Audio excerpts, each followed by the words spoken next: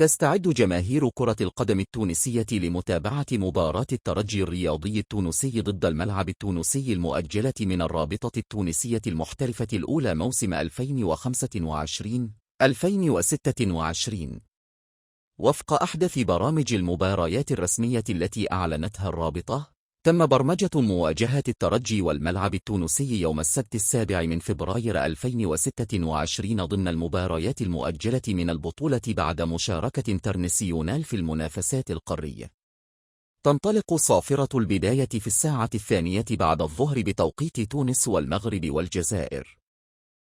من المتوقع أن تنقل المباراة عبر القناة الوطنية 1 أو الوطنية 2 في تونس، وهي القنوات الرسمية التي تبث مباريات الرابطة المحترفة الأولى في التلفزيون المحلي، إلى جانب إمكانية توفير البث عبر المنصات الرقمية التابعة للجامعة التونسية لكرة القدم أو رابطة الدوري.